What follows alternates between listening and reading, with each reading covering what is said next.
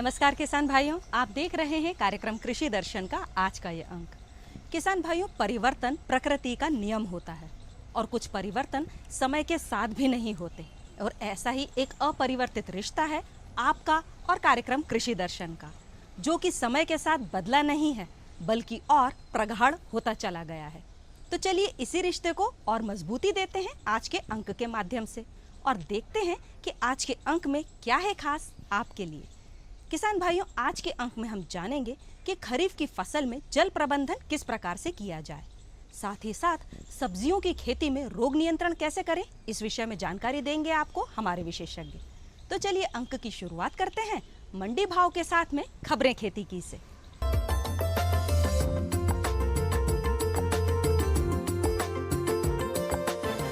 नमस्कार किसान भाइयों, खबरें खेती के में आपका स्वागत है। सबसे पहले नजर डालते हैं प्रमुख समाचारों पर।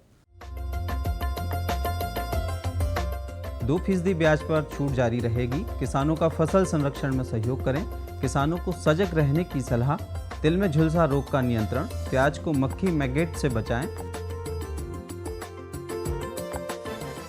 केंद्र सरकार ने चालू वित्त वर्ष की समाप्ति तक के लिए किसानों को 3 लाख रुपए तक का कर्ज पर ब्याज मिलने वाली 2% की छूट जारी रखने की स्वीकृति दी है।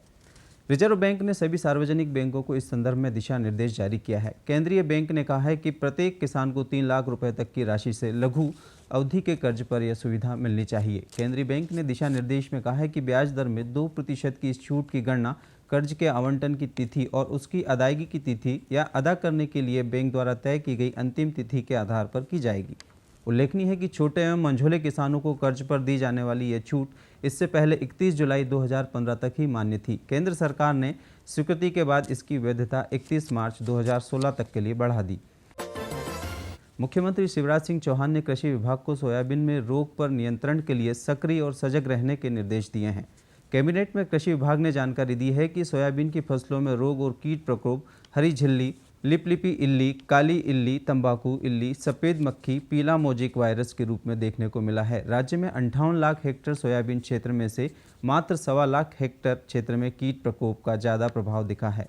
कैबिनेट ने बताया कि सोयाबीन फसल पर कीट प्रकोप से संबंधित 24 घंटे मार्गदर्शन देने के लिए राज्य कंट्रोल रूम कार्य करेगा। कंट्रोल रूम का दूरभाष नंबर है 2558823। 51 जिलों में क्षेत्रीय कृषि अनुसंधान केंद्र और कृषि विज्ञान केंद्र के साथ ही कृषि विभाग के अधिकारियों की टीम भ्रमण कर रिपोर्ट देगी। डायग्नोस्टिक टीम स्थल पर ही किसानों को समझाइश देगी। ऐसे विकास खंडों जहां सोयाबीन में बीमारी है के लिए पृथक टीम गठित की गई है। जिलों में नियंत्रण कक्ष सुबह 8 से शाम 8 बजे तक कार्य करेंगे। संचालक कृषि मोहनलाल मीणा ने प्रदेश के किसानों को सोयाबीन एवं अन्य फसलों में पौध संरक्षण के प्रति सजग रहने की सलाह दी है। संचालक कृषि ने बताया कि प्रदेश भर में 1.25 लाख हेक्टेयर क्षेत्र का सोयाबीन कीट आक्रमण से प्रभावित हुआ है। कीट नियंत्रण की समुचित सलाह कृषि विभाग के मैदानी कार्यकर्ता एवं कृषि विभाग के केंद्रों से वैज्ञानिक सामूहिक रूप से किसानों को दे रहे हैं। उन्होंने किसानों से अपील की है कि समीप के ग्रामीण कृषि विस्तार अधिकारी के संपर्क में रहकर कीट रोग प्रबंधन के समुचित उपाय करें। संचालक कृषि ने किसानों से कहा है कि कीट रोग रोकथाम से रासायनिक कीटनाशकों से न करते हुए जैविक विधियों का भी उपयोग करें। श्री मीणा ने कृषि विभाग के मैदानी अधिकारियों को किसानों के संपर्क में रहने के निर्देश दिए हैं। तिल में पत्ती धब्बा या झुलसा रोग अल्टरनेरिया सिसेमी कवक से होता है। पत्तियों पर छोटे भूरे और संकेंद्रीय धब्बों की तरह धब्बे दिखाई देते हैं। बाद में यह संख्या आकार में बढ़ती है, जिससे पत्तियां झड़ जाती हैं। इसके प्रबंधन के लिए स्वस्थ एवं प्रामाणिक बीज बोने के काम में लेवें। खेत में रोगी पौधों के अवशेषों खरपतवारों को न रहने दें। रोग के लक्षण दिखाई देते ही मैनकोजेब 0.2% या आइप्रोडियान 0.1% या कार्बनडाइज्म मैंकोजेब 1.0% घोल का छिड़काव करें। प्याज की मक्खी मैगेट प्याज की फसल का प्रमुख हानिकारक कीट है, जिसके द्वारा अपने मैगेट पौधों के भूमि के पास वाले आधारी तना में दिए जाते हैं। मैगेटों की संख्या 2 से 4 तक हो सकती है, जिससे भूमि के पास वाला तने का भाग सड़कर नष्ट हो जाने से पूरा पौधा सूख जाता है। कभी कभी इस कीट द्वारा फसल को भारी मात्रा में क्षति होती है। इसकी रोकथाम के लिए फसल की रोपाई एवं खेत की तैयारी करते समय नीम की खली खाद 3 से 4 क्विंटल प्रति एकड़ की दर से जुताई भूमि में मिलाएं। यह खेत की तैयारी करते समय कीटनाशी क्लोरोफायरीफास 1.5% 10 किलोग्राम या मिथाइल पैराथियान 2% 8 किलोग्राम प्रति एकड़ की दर से जुताई करते समय भूमि में मिलाएं। तत्पश्चात फसल की रोपाई करें। खड़ी फसल में इस कीट का संक्रमण दिखाई देने पर कीटनाशी कीनलाफास 2% प्रति लीटर पानी की दर से आवश्यकता अनुसार मात्रा में घोल तैयार कर शाम के समय 2 से 3 बार छिड़काव करें। खबरें खेती की में बस इतना ही। आप देखिए मंडी भाव और मुझे दीजिए आज्ञा। नमस्कार।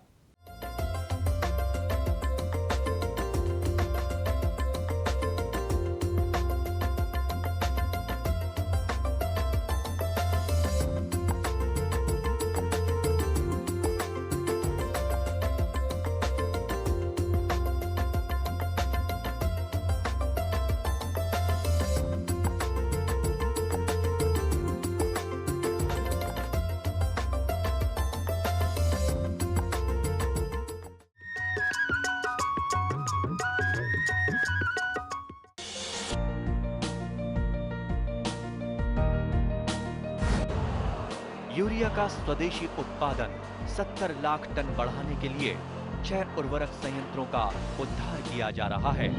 FCIL के गोरखपुर, सिंदरी, तलचर और रामागुंडम संयंत्र, HFCL की बरौनी इकाई और BVFCL की नामरू फोर्थ। सोने पर सुहागा ये है कि देश में अब बनेगा सिर्फ नीम लेपित यूरिया, क्योंकि इससे होगा किसानों का फायदा ही फायदा। अनाज का उत्पादन 10% तक बढ़ेगा। बढ़ेगी 10 से 15% नाइट्रोजन क्षमता।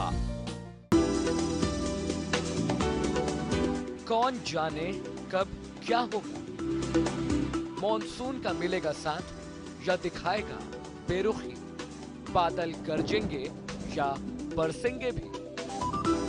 ना हो परेशान, क्योंकि हम बताएंगे बदलते मौसम के पल पल का हाल। देखिए मौसम खबर सोमवार से शनिवार सुबह 8:30 पर। डीडी किसान, बदलते भारत की शान।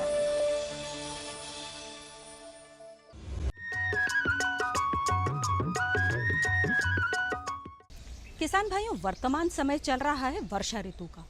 वर्षा ऋतु में जब बारिश का पानी हमारे खेतों में भर जाता है तो एक बहुत बड़ी समस्या उत्पन्न हो जाती है। खरीफ की फसलें जैसे कि सोयाबीन, मूंग, उड़द, अरहर, धान, इन सभी के अंदर यदि सही समय पर जल प्रबंधन कर लिया जाए तो समय रहते हम अपनी फसल को कीटों और इल्लियों से तो बचा सकते ही हैं, साथ ही साथ अच्छी फसल भी प्राप्त की जा सकती है। खरीफ की फसल में जल प्रबंधन कैसे करें, यही है जानने का विषय आज हमारे विशेषज्ञ से। तो चलिए लेते हैं इस विषय में कुछ और जानकारी। हमारे विशेषज्ञ हैं डॉक्टर SK शर्मा, कृषि विशेषज्ञ, कृषि महाविद्यालय भोपाल से। हमें इस मानसून सीजन में 30 इंच की बरसात हो चुकी है, अर्थात 74 सेंटीमीटर के लगभग बारिश का आंकड़ा प्राप्त हो चुका है। यदि ज़्यादा बारिश होती है तो इस ज़्यादा बारिश के कारण सोयाबीन की फसल को बहुत नुकसान पहुंचता है। और एक अध्ययन द्वारा यह पता चल चुका है कि यदि सोयाबीन में 48 घंटे से 72 घंटे तक और इससे ज़्यादा पानी भरा रहेगा तो इसका उत्पादन में निश्चित तौर पर गिरावट आती है। इसलिए सोयाबीन की फसल में समय समय पर और अन्य जो खरीफ की फसलें हैं जैसे मूंग है, उड़द है, इनमें भी जल निकास की बहुत ज़रूरत है। जल निकास यानी 24 घंटे में किसी क्षेत्र से पानी की मात्रा जिसे हम समय समय पर जो निकालते हैं और जिसको हम समय पर निकाल के बाहर करते हैं, अर्थात 24 घंटे में जल निकास गुणांक, इसको हम ज्ञात करते हैं कि 24 घंटे में कितने डिस्चार्ज से पानी निकाला गया है। जल निकास गुणांक को निकालने के बाद हम उस एरिया के लिए जल निकास की कौन कौन सी विधियाँ होती हैं उन विधियों को सुझा सकते हैं, सजेस्ट कर सकते हैं। जल निकास के लिए महत्वपूर्ण विधि है साइफन विधि। साइफन विधि के द्वारा हम उच्च क्षेत्रों से पानी निकाल के निम्न क्षेत्रों की ओर साइफन लगा के ले जाते हैं।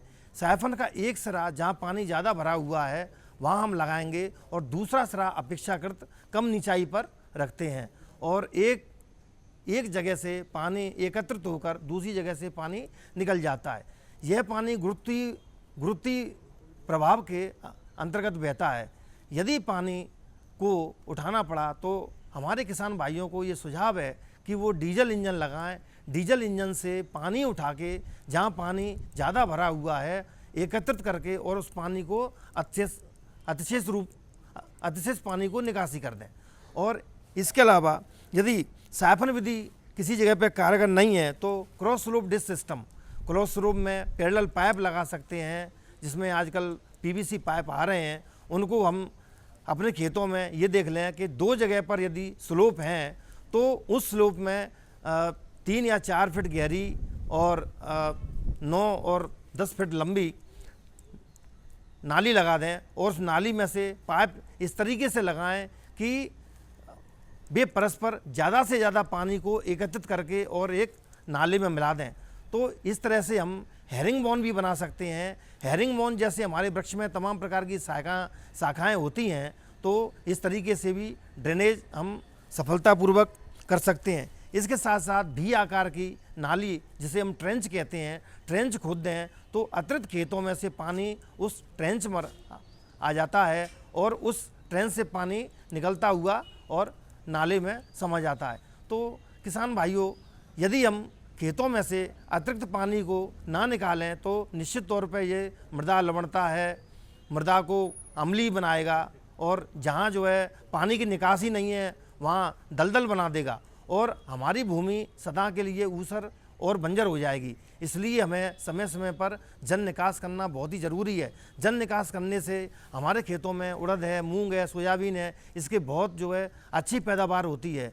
जैसा कि हम जानते हैं कि हमारे प्रदेश में सोयाबीन की मुख्य फसल है। सोयाबीन के नाम से मध्य प्रदेश प्रसिद्ध है और इसके साथ साथ एक वर्टिकल ड्रेनेज की भी विधि है।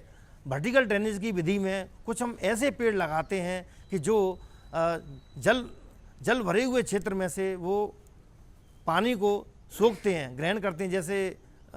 जैसे जो है पेड़ आते हैं यूकेलिप्टस वो पेड़ है कि जो जहाँ पर ज़्यादा पानी नहरों के द्वारा एकत्रित होकर खेत किनारे भर जाता है, यदि वहाँ यूकेलिप्टस के पेड़ कुछ लगा दिए जाएं तो वर्टिकल ड्रेनेज सिस्टम से, क्योंकि पेड़ जो है अतिशेष पानी का उपयोग करके बाष्पोत्सर्जन क्रिया द्वारा और हवा में उस पानी का बाष्पन करते हैं, तो इस प्रकार के पेड़ों को लगा के वर्टिकल ड्रेनेज हम उपयोग कर सकते हैं। इसके साथ साथ एक विधि और है मोल ड्रेनेज विधि, यानी मोल प्लाऊ एक आता है। मोल प्लाऊ से हम मृदा की सतह से 4 या 3-4 फीट नीचे मोल प्लाऊ से हम एक मोल संरचना बनाते हैं। मोल संरचना वो संरचना है कि अतिशेष पानी को वो अपने में से समाहित करके और एक नाले में मिला देती है। तो मोल प्लाऊ भी किसान भाई यूज़ कर सकते हैं और इसकी मोल ड्रेनेज की संपूर्ण जानकारी आपको प्राप्त कृषि अभियांत्रिकी संस्थान बेरसिया रोड भोपाल पर है, वहाँ से भी प्राप्त की जा सकती है, कृषि विभाग से प्राप्त की जा सकती है। मोल ड्रेनेज सबसे सशक्त एक जल निकास की विधि है और इन सब विधियों को यदि हम उपयोग करेंगे तो निश्चित तौर पर आपको इसमें लाभ होगा।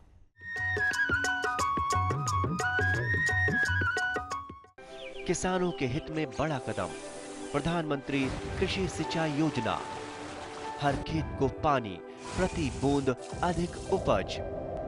सिंचाई के सही तरीकों और जल संरक्षण की नई तकनीकों के साथ बढ़ेगा जमीन का जल स्तर। जिला स्तर पर होंगी सिंचाई योजनाएं। असिंचित क्षेत्रों तक पानी पहुंचाकर बढ़ेगा उत्पादन। भारत सरकार की विशाल योजना प्रधानमंत्री कृषि सिंचाई योजना।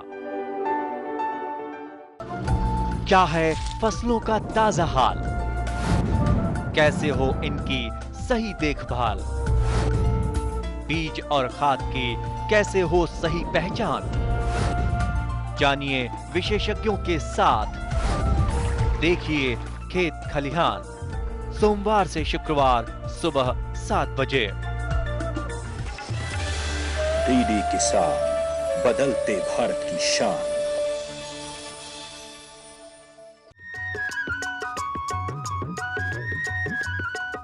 किसान भाइयों, सब्जियां हमारे दैनिक आहार का मुख्य अंग तो हैं ही, साथ ही साथ हमारे शरीर के मुख्य पोषक तत्वों को प्राप्त करने के में भी सहायक होती हैं।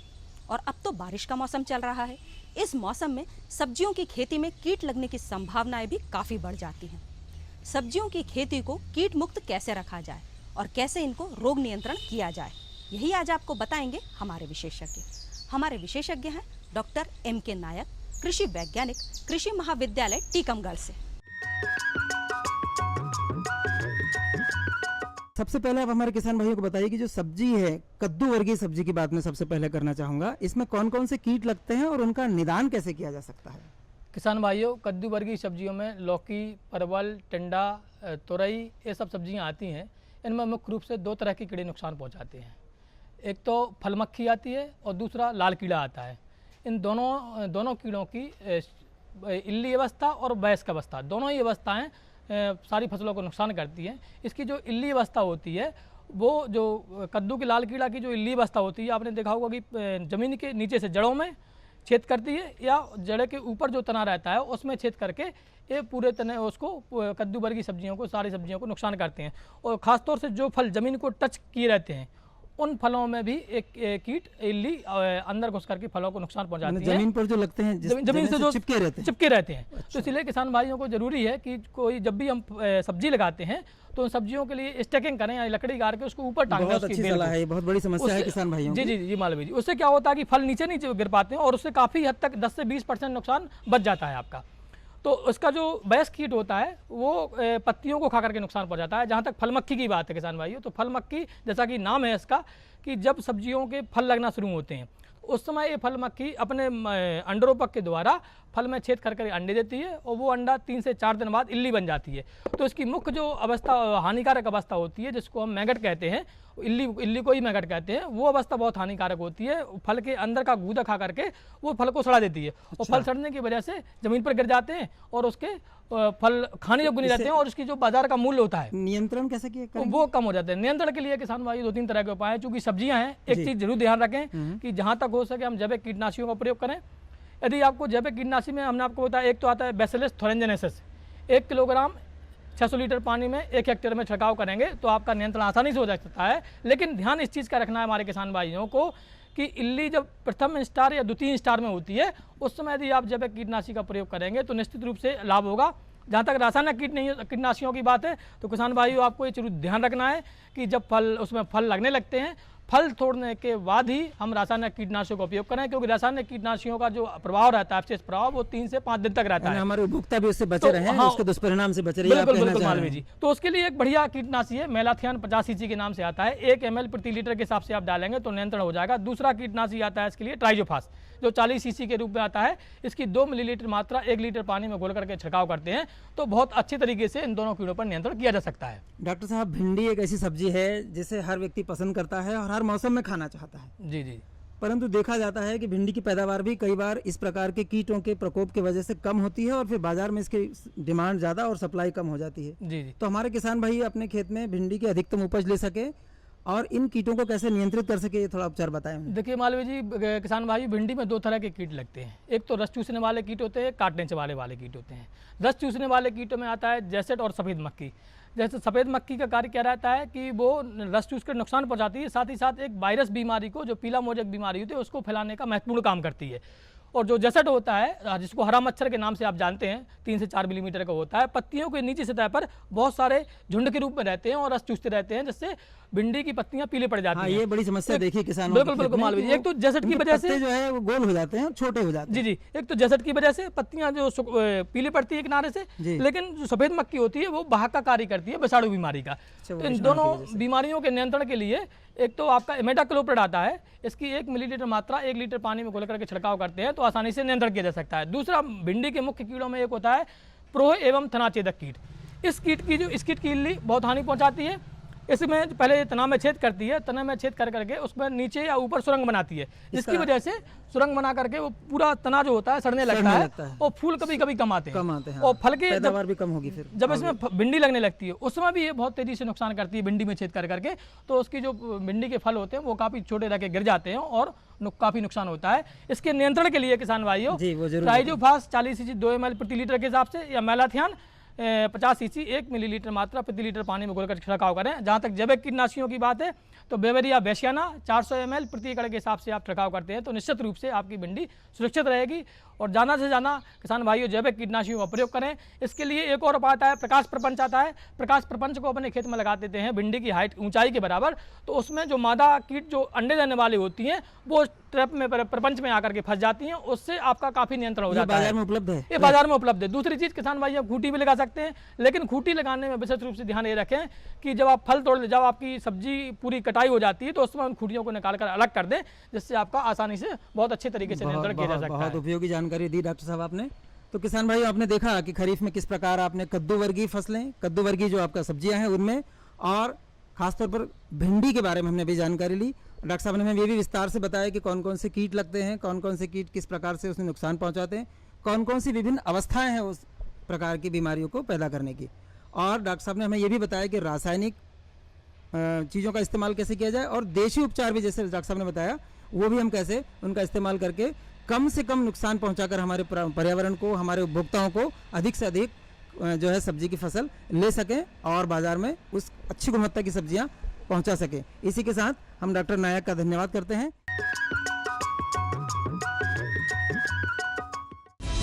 कैसे पाएं अच्छी पैदावार? खाली पड़े हैं खेत, उस समय हम नमूने, मिट्टी के नमूने लेते हैं। कैसे रखें पशुओं का ख्याल? पशु बीमा बहुत जरूरी चीज है। कौन सी तकनीक रहेगी बेहतर? एक कॉल पर मिलेगी पूरी जानकारी। ये साहिवाल गाय कितना दूध दे देती है? देखिए हेलो किसान, सोमवार से शुक्रवार शाम 6 बजे। डीडी किसान, बदलते भारत की शान। मुद्दा किसान का। भारत में मौसम और मॉनसून मिलकर किसानों की तकदीर लिखते हैं। विषय संवाद का। कैपेसिटी नहीं है उसकी इतनी। मंथन विचारों का। किसी को खाता खोलने से मना नहीं किया जाता। देखिए वाद संवाद सोमवार से बुधवार शाम 7:30 पर। डीडी किसान, बदलते भारत की शान।